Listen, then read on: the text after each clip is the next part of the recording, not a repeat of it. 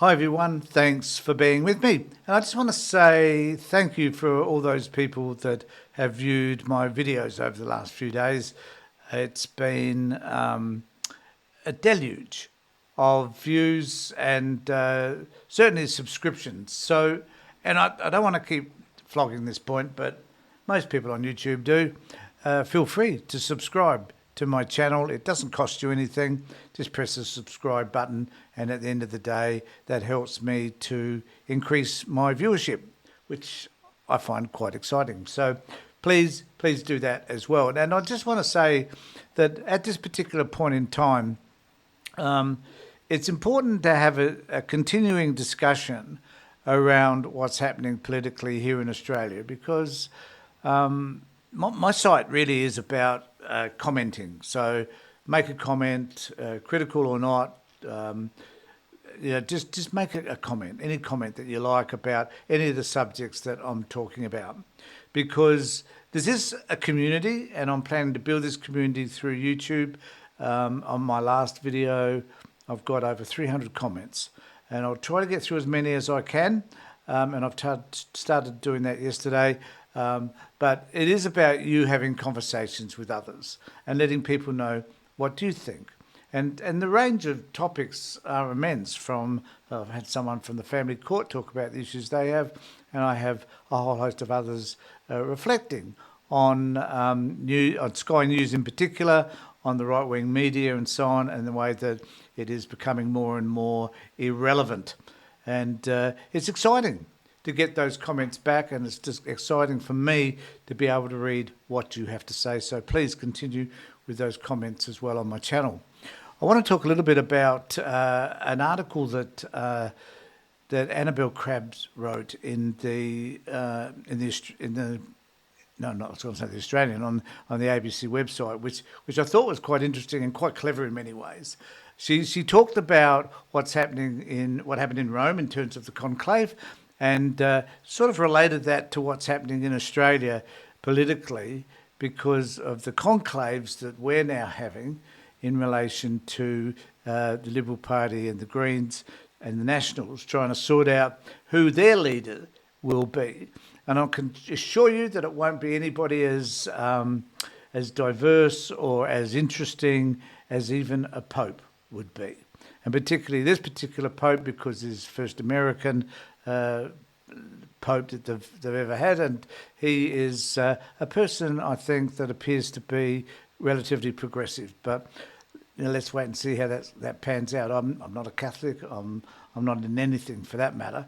But I'll be interested to see how Americans respond to the fact that Donald Trump is now not the most recognised and important person in America.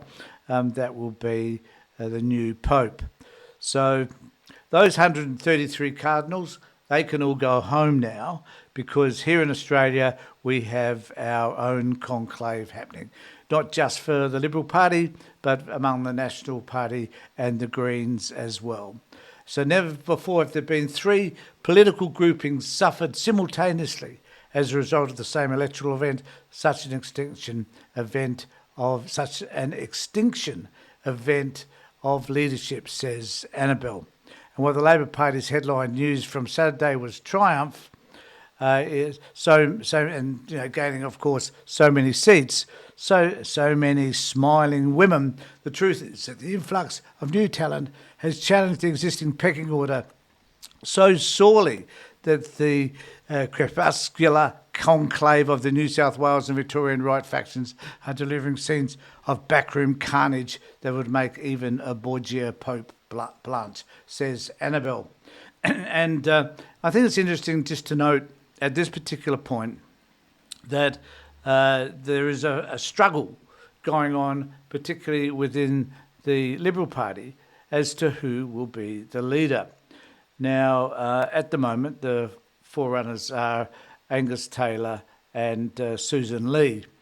And there is a little side story around all of this as well, which is Senator Jacinta Price, who has chosen to move from the Nationals to the Liberals.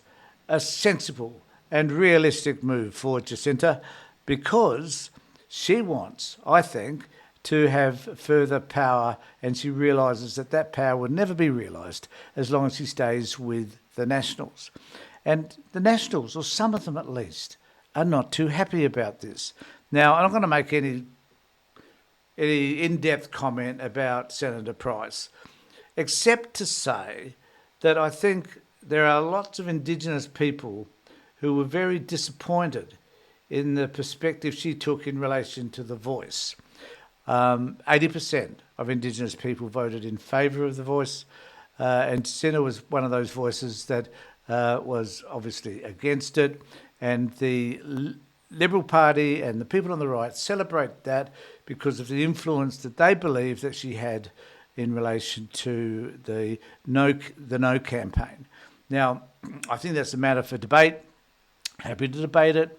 I don't think that necessarily was the case. I've said this before, that Australians did not understand what it was about. The Liberal Party, the Labor Party, unfortunately did not sell it as well as what they should have or could have, and that goes for some Liberals too, who were supporting the Yes campaign. But Jacinta, I think, is an opportunist, and she's now looking at an opportunity also to become a significant leader within the Liberal Party. Now, does that cause the National Party to become upset?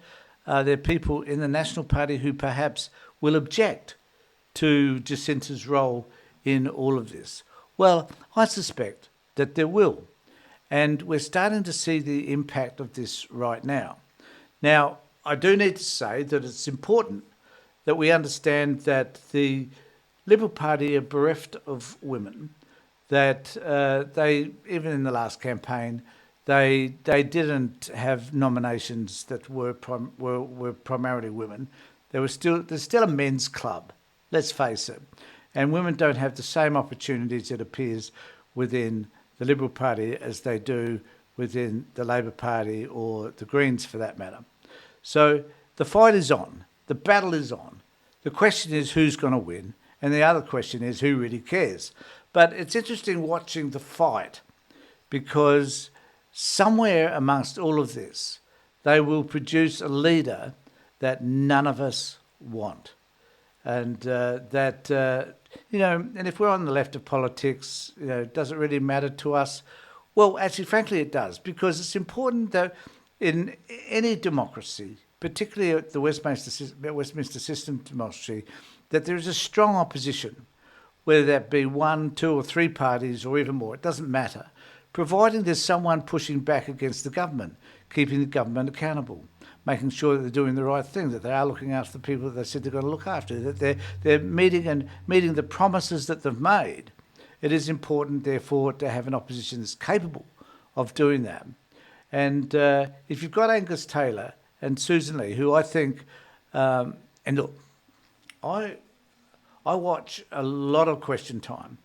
I find Question Time itself is probably one of the most interesting and, I was going to say jovial, that's not the word I'm looking for, humorous events that there is. You've got Milton Dicker sitting up there in charge of the whole proceedings, trying to herd these group of cats at a time when they just don't want to be herded. And particularly, if you ever watch a Thursday afternoon session of Question Time, everybody just wants to blink and we'll go home. And so they're like kids on a Friday night at the last lesson, all wanting to leave, go home and have a good time on the weekend. This is the way Parliament is. It's fascinating to watch all these adults acting like children, but that's the way it is. But when you see them perform in this environment, you get to understand a little bit more about them. So Angus Taylor is about as useless as tits on a bull, and Susan Lee is just aggressive. It's the way they come across. It's the way they present. It's not healthy. It's not respectful. And there have been times when I've thought, if I compare the two parties just based on their performance in Parliament House, and I know that the opposition have to be, to some extent, just slightly and a wee bit aggressive. I get all of that. But if you watch them in Question Time, you have a completely different view of who they are because every effort is made or has been made by the Labor Party to be respectful. The only exception that I've noticed to that is when Albanese decides to have a shot at Max from the Greens, and he's been irritated, and he gets irritated by the Greens because they chose not to support a number of the legislative proposals put forward by the Labor Party. And I can understand his frustration because some of those proposals were worthwhile, valuable to the community.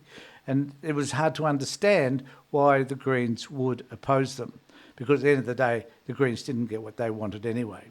But it meant that proposals were left sort of wandering around the Parliament House without being signed off by anybody.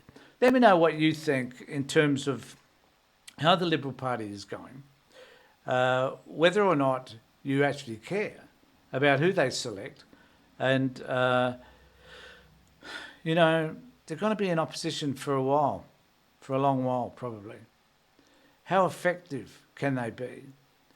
What is it that the Liberal Party has to try and repair, not just about women, but about developing policies that are important to them? And they're talking now about this, where do they move to? Do they move further to the right? Do they move further to the left? Do they take on a Gina Reinhardt perspective, in fact, and move more like MAGA? Which is where Jacinta Price kind of is as well. Or how far left can they go? Because there's this central position that is left of centre, which the Labor Party takes and occupies along with the Greens. And to what extent, I wonder, they can move further to the left without becoming Labor light. And what policies could they possibly develop that would demonstrate that this small government notion, which is conservatism, is something that can be addressed, that they can still have small government, yet still confront some of the issues that really are a pain in the arse to them, which is about decreasing taxes for the wealthy, which is about getting rid of or eliminating social services, sort of minimising NDIS and other benefits to pensioners and to the unemployed. So this is the conservative way of thinking. Now, how can they shift from that to something that encapsulates the woman vote, the young vote, people seeking housing for the first time, and the energy crisis and the cost of living crisis? So what is it that the Liberal Party can do or articulate now from this point on for the next 6 years that will convince people that they are the people that should be voted in to govern this country? I do not know. And it will be interesting to sit back and wait and find out. Now, let me know what you think about all of this. In the meantime, subscribe to my channel, ring the bell for further notifications. So, take care, look after yourselves, and more importantly, be safe.